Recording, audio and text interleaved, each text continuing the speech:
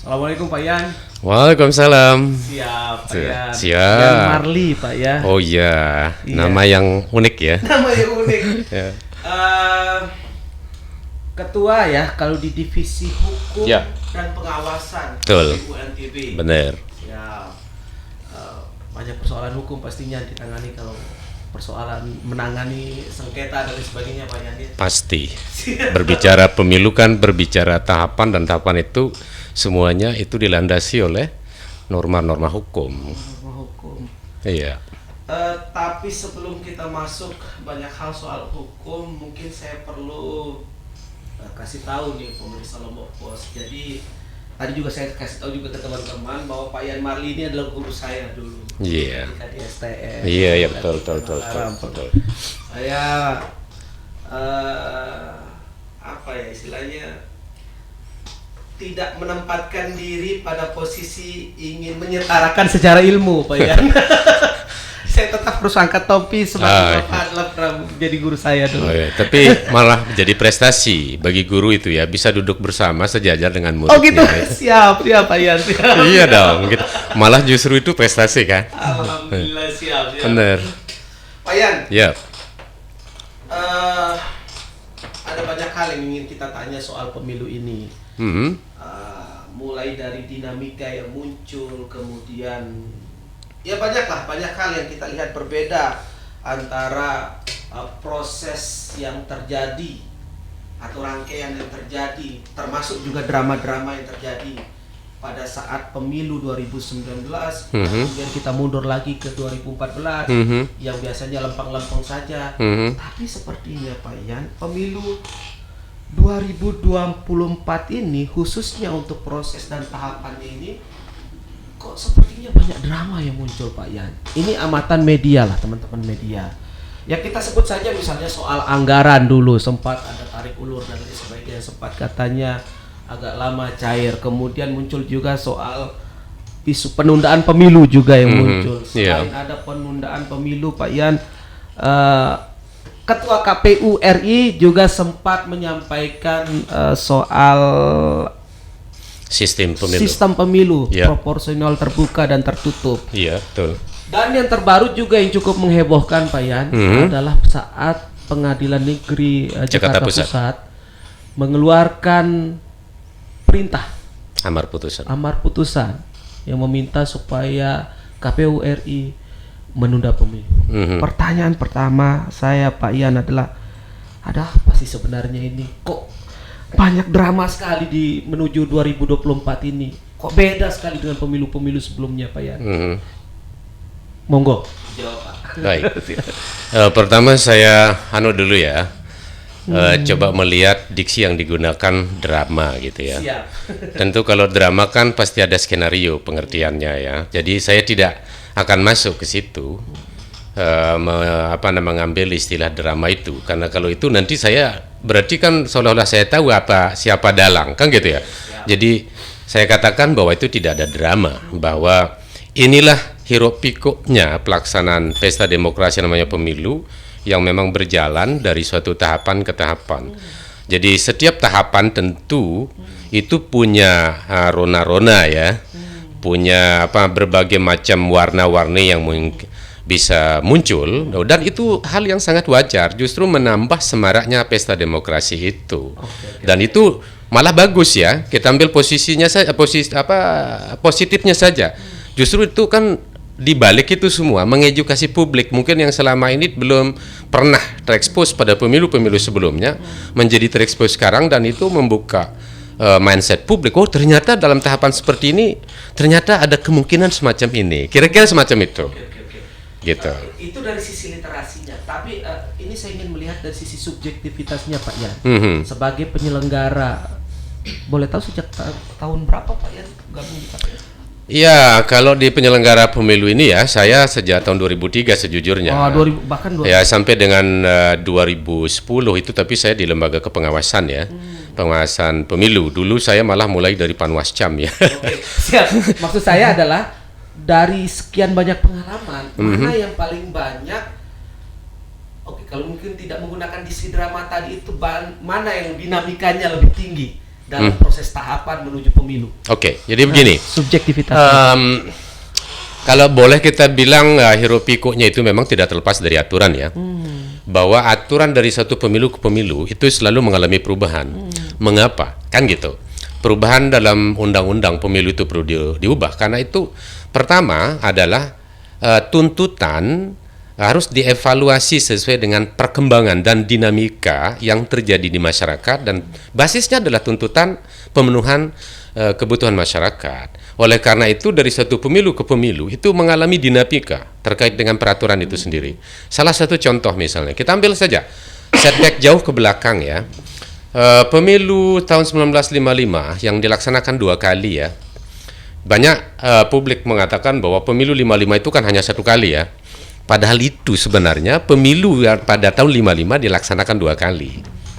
Itu pertama pada tanggal 29 September ya 1955 itu untuk memilih anggota DPR. Kemudian 15 Desember 55 itu untuk memilih anggota konstituante.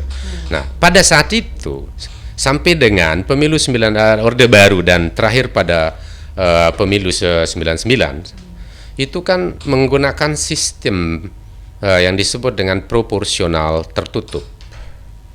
Nah, baru mulai pemilu tahun 2004 itu melaksanakan sistem proporsional, saya istilahkan pribadi setengah tertutup, setengah terbuka waktu tahun 2004. Mengapa dikatakan setengah gitu ya? Ini tafsir yang ada, tapi di undang-undang tidak dikatakan setengah tertutup, setengah terbuka, tidak.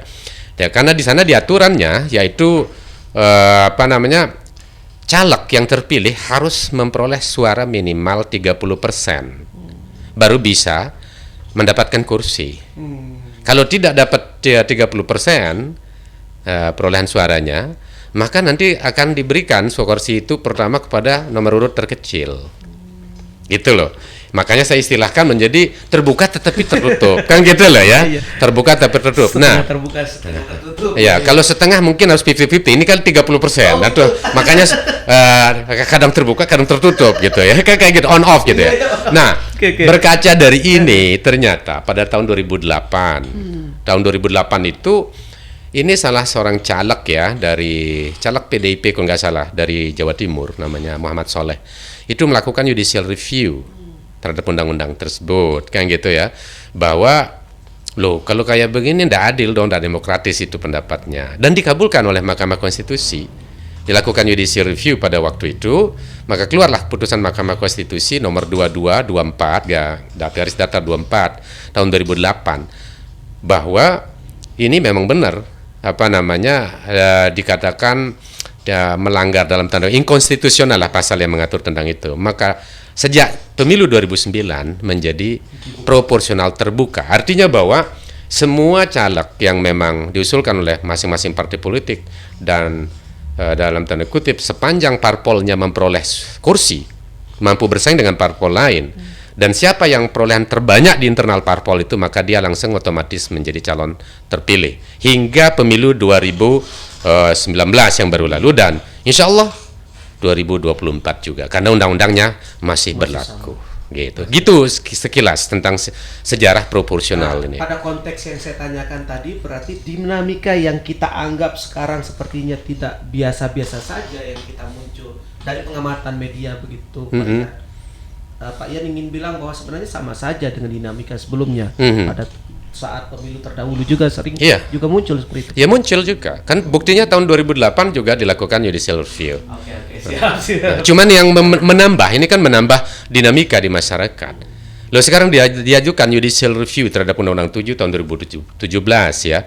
Khususnya ini pasal 168 ayat 1 huruf G. Di situ ya ayat 2 ya kalau tidak salah itu kan dengan jelas disebutkan di pasal 168 itu bahwa pemilu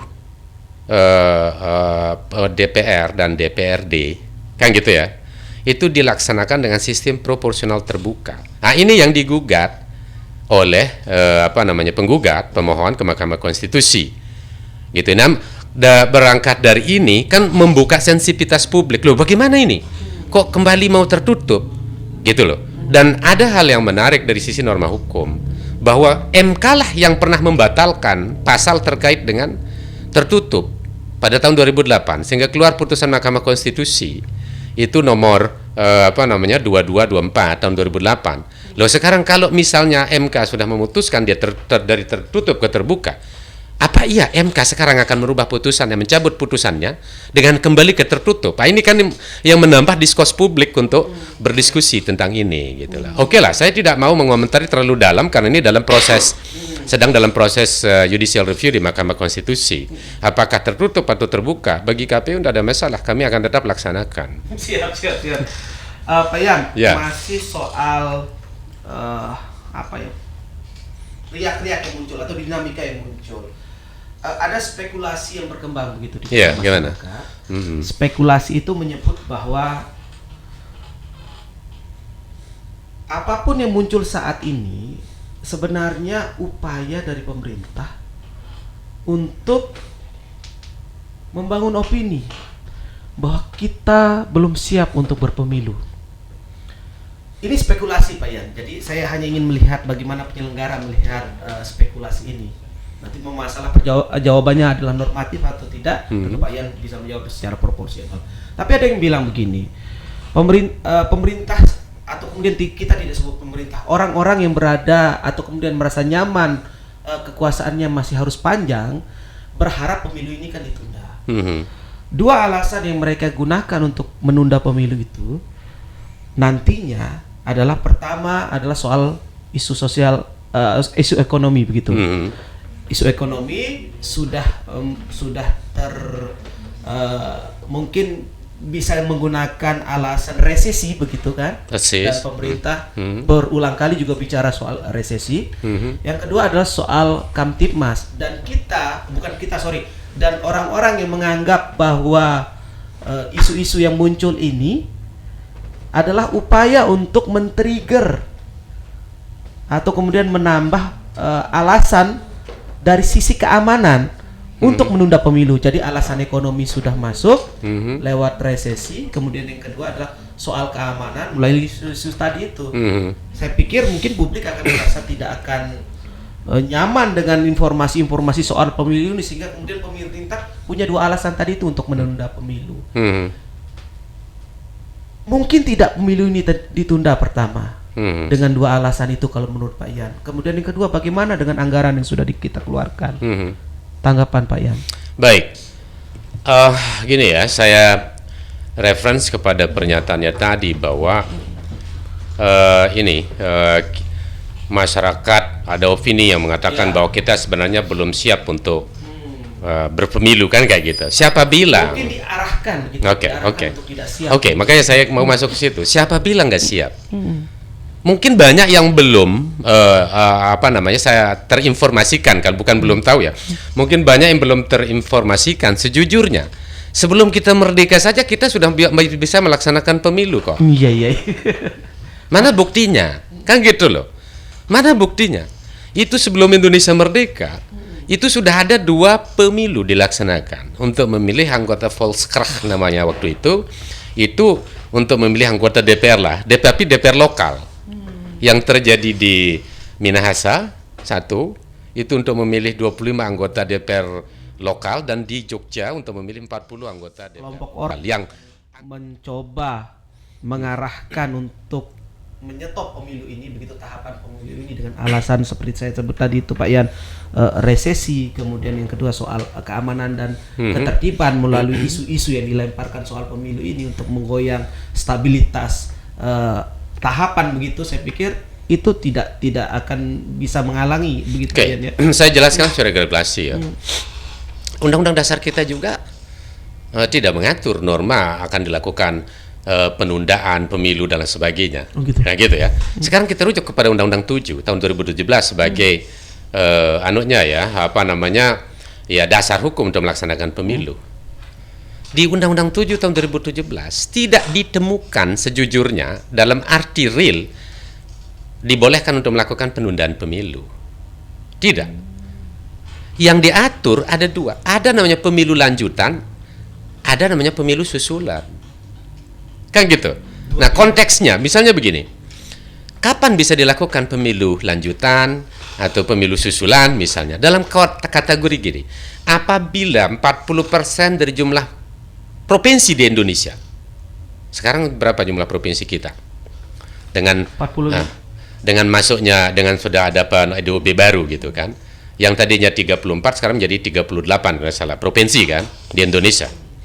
Berarti 40%-nya itu misalnya terjadi gangguan, bisa berupa bencana alam, bisa berupa kerusuhan di 40% jumlah provinsi, atau 50% dari jumlah DPT yang akan dipergunakan untuk pemilu itu mengalami gangguan, tidak dapat menggunakan hak pilihnya karena adanya bencana alam atau kerusuhan, maka itulah posisi di mana pemilu itu bisa ditunda sementara. Artinya nanti akan ada pemilu susulan.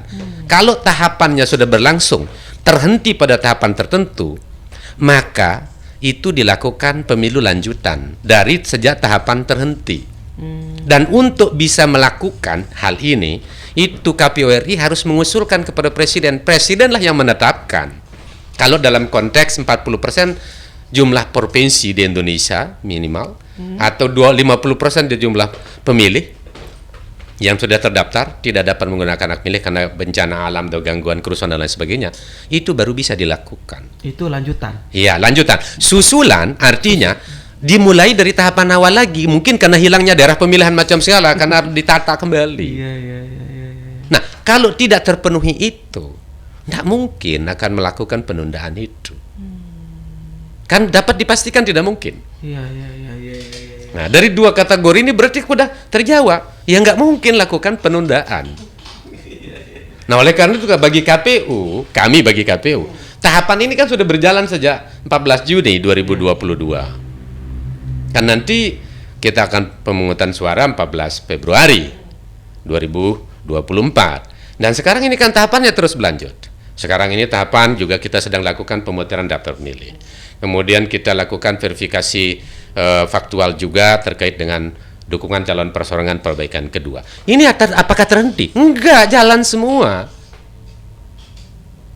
Artinya ini masih berjalan, tidak ada hambatan, dan itu berjalan di semua provinsi. Ya, kalau misalnya 40% jumlah provinsi ternyata terkendala terkait ini, bisa jadi masuk satu alasan. Kan gitu loh. Tapi ini tidak, berjalan semua. Lalu apa alasan untuk menunda pemilu? Bagaimana kalau soal putusan Pengadilan Negeri Jakarta Pusat yang menghukum KPU untuk menunda pemilu? Itu bisa tidak masuk menjadi bagian atau kemudian ya berdampak terhadap akhirnya proses tahapan pemilu ini akhirnya ditunda? Oke. Saya tadi kan sudah saya sebutkan argumentasinya, alasan yang ada di dalam Undang-Undang 7. Pertanyaan berikutnya, apakah amar putusan Pengadilan Jakarta Pusat tadi itu masuk dalam kategori itu? Tidak. Putusan Pengadilan Jakarta Pusat itu kan itu putusan perdata ya, yang sifatnya mengikat antar dua pihak itu secara private, kan gitu. Tidak mengikat calon peserta pemilu yang lain, partai politik yang lain kan tidak terikat dengan putusan itu, iya kan? Tidak terikat. Nah, sekarang pertanyaannya, bagaimana dengan amar putusan Pengadilan Jakarta Pusat itu? Apakah itu bisa sebagai dasar untuk melakukan penundaan? Kan gitu loh. Oke, kita hormati semua putusan pengadilan, tidak ada permasalahan. Walaupun sebenarnya kita tahu di Undang-Undang 7 pun sebenarnya persyaratan untuk bisa melakukan itu yang kategori yang saya sebutkan tadi. Oke, tetapi untuk menutup semua ruang yang ada, memberikan kepastian bahwa pemilu ini harus terus berjalan, ya udah, KPU melakukan upaya hukum berupa banding. Kan banding. Dengan bandingnya berarti kan amar putusan Pengadilan Jakarta Pusat itu menjadi tidak berkekuatan hukum tetap. Apapun bunyi putusan itu. Amar putusan itu kita lakukan. Ya kalau misalnya nanti banding di Pengadilan Tinggi itu kita misalnya tetap menguatkan putusan bukan kalah loh, bukan KPU kalah, tetapi menguatkan putusan tingkat pertama. Yuk kita kasasi juga, kan gitu loh. Artinya kalau memang ini dilakukan kan belum ada putusan yang ingkrah. Maka KPU juga itu menjadi legal untuk terus melaksanakan itu tanpa berpikir yang macam-macam. Itu yang Ya, dilakukan kita husnuzon aja, laksanakan aja ini semua. Maksudnya itu yang sekarang dilakukan oleh KPU RI. Iya. Banding. Betul. Banding. KPU banding. Apa saya agak sulit jadinya memilah ini Pak Yan dengan dinamika yang muncul ini. Bukannya di dalam apa istilahnya itu Undang-Undang 7 diatur soal sengketa itu harus lewat Bawaslu dan hanya berakhir di Betul. PT UN dan harusnya selesai di sana. Iya. Ya, memang betul. Memang benar. Sudah Tapi dia. kenapa kemudian KPU malah mengikuti permainan ini begitu dalam tanda kutip pikiran kita? Ya, dalam bermain di banding. Oke, mengapa harus banding ya? Iya, mengapa Ya, harus KPU kan husnuzon. Oh, iya. Kita menghormati semua putusan pengadilan. Iya kan? KPU adalah sebuah lembaga yang juga bukan bersifat eksklusif yang tidak mau tunduk, tidak mau menghormati gitu. Kita hormati itu semua upaya hukum yang dilakukan. Itu kan jalan yang bermartabat ya. Iya, Kita iya. hormati. Masa KPU mau demo ya enggak kan? KPU itu menempuh upaya-upaya yang betul-betul bermartabat. Oke, itu putusan pengadilan. Kita hormati dengan cara melakukan upaya hukum. Artinya kan semua pihak ini terhormat gitu ya. Artinya kita tidak mendowngrade putusan pengadilan Jakarta Pusat. Tidak kita anggap ada kan salah juga, malah tidak etis gitu loh. Kita hormati. Sehingga kemudian Melakukan upaya hukum. Ya. upaya hukum ini. Betul. Melakukan upaya hukum berikutnya. Iya. Jadi kita tunggu nanti sampai kasasi berarti ini. Ya, kita tidak tahu kalau apakah akan ada kasasi. Misalnya kalau ini berlanjut sampai kasasi, sampai PK dan lain sebagainya, ya tetap kita hormati itu semua. Oke, siap. Pak Yan, Ya. Satu isu menarik juga soal proporsional terbuka dan tertutup. Oke. Memang ini sekarang masih dalam proses sidang ya, Hmm. atau kemudian dalam proses Judicial review. judicial review. Mhm. Cuma akhirnya saya ingin mengajak Pak Yan berandai-andai kalau kemudian nanti putusan pengadilan Mahkamah Konstitusi adalah akhirnya menetapkan proporsional tertutup. Siapkah KPU untuk melakukan itu, Pak Yan? KPU tidak punya conflict of interest. KPU itu melaksanakan tahapan pemilu. Apapun sistem yang memang diputuskan, yang memang diatur dalam regulasi, KPU akan laksanakan. KPU kan penyelenggara. Tidak punya kepentingan KPU itu mau ini misalnya proporsional terbuka jauh lebih untung bagi KPU, proporsional tertutup jauh lebih bagus bagi atau lebih untung bagi. Tidak ada itu. Apapun KPU akan laksanakan. Justru dampaknya kan kepada peserta pemilu itu sendiri dan kepada masyarakat. Iya. Apapun itu gitu loh. Malah sejujurnya sistem proporsional terbuka itu jauh lebih memberikan tugas tambahan bagi KPU. Kan gitu. Mana contohnya? Loh, kalau sistemnya kan nanti KPU juga akan menetapkan calon terpilih dan lain sebagainya, bukan hanya perolehan suara dari peserta pemilu. Tapi bagi KPU itu tidak ada masalah. Kami akan laksanakan mana-mana saja. Gitu loh. Jadi tidak jadi soal. Tidak jadi soal. Proporsional terbuka atau Mau proporsional terbuka atau proporsional tertutup, enggak apa-apa. Oke. Ya. Tapi tidak akan mengganggu tahapan. Tidak. Jadi tahapan lagi-lagi saya bilang, tahapan itu tidak terganggu. Kalau suatu tahapan terhenti, ada syaratnya. Kalau terhenti tahapan itu, bukan berarti tidak berlanjut. Maka akan dilanjutkan dan dimulai lagi dari tahapan yang terhenti itu. Nah, itu namanya pemilu lanjutan. Tapi itu terpenuhi syarat. Apakah ada kerusuhan, bencana alam? Kalau dia misalnya ternyata bencana alam sampai dengan menghapus daerah pemilihan sampai mencapai 40%. Nanti kalau sudah terhapus maka ditata lagi dapilnya dan mulai dari tahapan awal, itulah pemilu susulan. Artinya tidak mungkin terhenti. Jadi kalau boleh kita ngambil analogi, ibarat roda gila atau orang hamil ya. Jadi baru dia berhenti nanti setelah begitu melahirkan, itu tahapan terakhirnya. Iya. Artinya pemilu harus tetap jalan sampai selesai. Harus tetap jalan. Masih soal putusan MK. Boleh. Iya.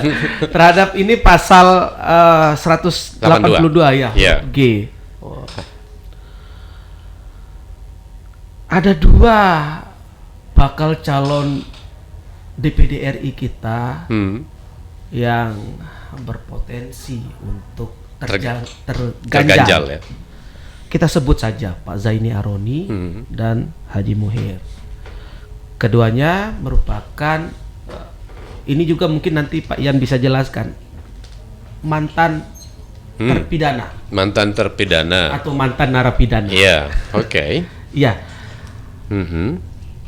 Apa tanggapan KPU soal ini? Karena sebentar lagi pasti akan ada keluar PKPU untuk menjawab soal hal tersebut. Iya. Apakah akan namanya?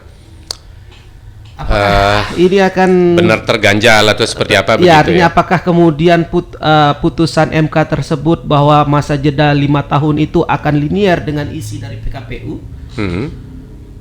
Nantinya kalau kemudian terganjal, bagaimana sikap KPU? Ya gini ya, bagi KPU tidak ada masalah karena menjalankan aturan yang ada, kan gitu. Kalau putusan Mahkamah Konstitusi nomor 87 itu yang membatalkan ketentuan pasal 240 ayat 1 huruf G itu tentang pencalonan bagi mantan terpidana atau mantan narapidana untuk DPR atau DPRD. Sedangkan pasal 182 ayat 1 huruf G itu khusus mengatur pencalonan mantan narapidana untuk DPD. Itu putusan Mahkamah Konstitusi nomor 12 tahun 2023 kemarin itu. Nah, ini substansinya sama isi pasalnya, cuma objeknya saja yang berbeda. Ada untuk DPR, DPRD, ada untuk DPD.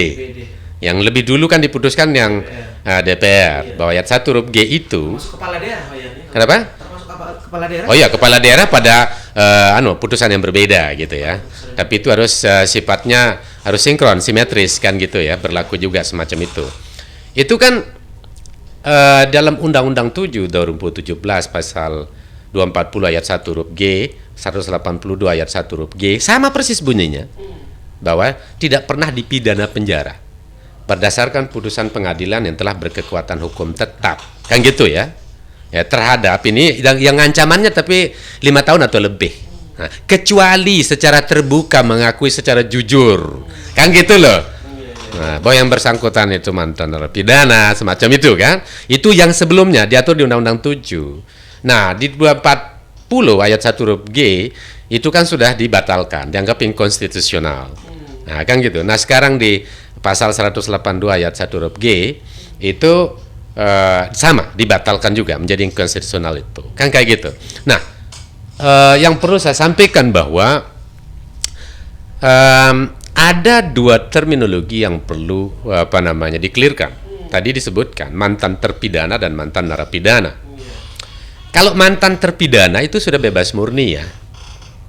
Mantan terpidana yang bebas murni. Mantan narapidana baru menjalankan 2/3-nya gitu, bebas bersyarat lah gitu ya. itu ya. Ya, mantan narapidana gitu. Bebas masih bersyarat, mantan terpidananya bebas murni.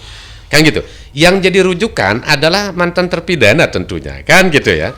Bahwa bebas murni, bukan sejak bebas bersyarat. Karena kalau bebas bersyarat kan 2/3 dari semua hukuman yang harus dijalankan itu sudah bisa bebas, tapi kan tentu bersyarat, kan gitu. Ini rujuknya mantan terpidana itu. Berarti mantan terpidana bukan mantan narapidana. Bukan narapidana kan masih dia menjadi masih bebas ada bersyarat. Nah, iya, bebas masih jadi narapidana kalau narapidana gitu ya.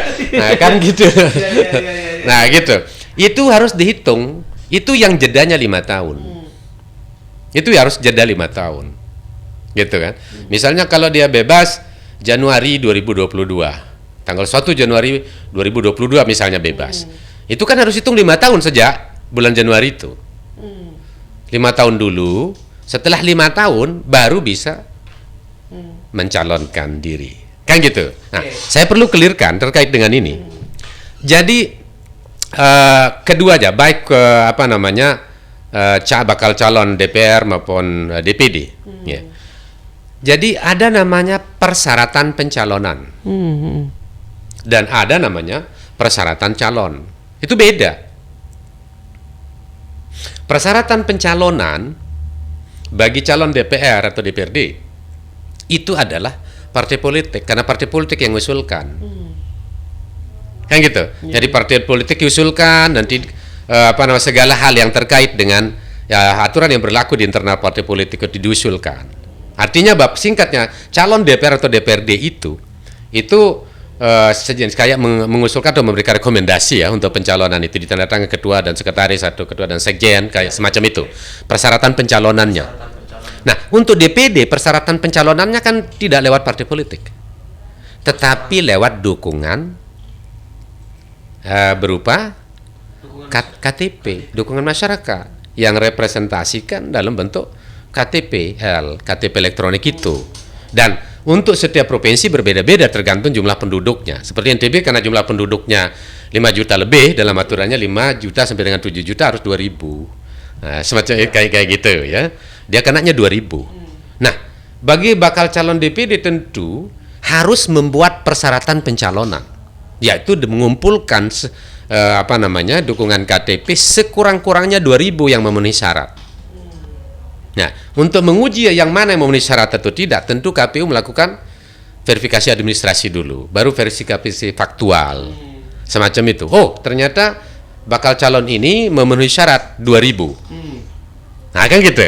Oh, ini tidak memenuhi syarat 2.000. Nanti belum memenuhi syarat, diberikan kesempatan perbaikan sampai dengan 2 kali. Sip. Singkatnya, kalau misalnya bakal calon DPD itu memenuhi syarat 2.000 untuk NTB, maka nanti akan keluar berita acara dan keputusan yang menyatakan bahwa bakal calon tersebut memenuhi syarat untuk menjadi bakal calon DPD. Baik Pak Yan. Ya. Tidak terasa 30 menit kita iya. Bahkan lebih ini Pak Yan. Bila perlu kita tambah lagi gitu. Saya akan mengundang Pak Yan setiap ada isu yang cukup hangat kita perbincangan. Oh, dengan senang hati. Saya malah bisa memanfaatkan momen semacam ini untuk melakukan sosialisasi ya terkait dengan pemilu dan demokrasi, dan sekaligus tentu mungkin bermanfaat sebagai edukasi bagi pemilih terutama bagi publik. Ini kan menarik gitu kan. Siap. Sekali lagi terima kasih Pak Yan sudah meluangkan waktu. Sama-sama. Demikian pemirsa Lombok Pos. Kita akan ketemu lagi di Bincang Lombok Pos berikutnya. Assalamualaikum warahmatullahi wabarakatuh. Waalaikumsalam.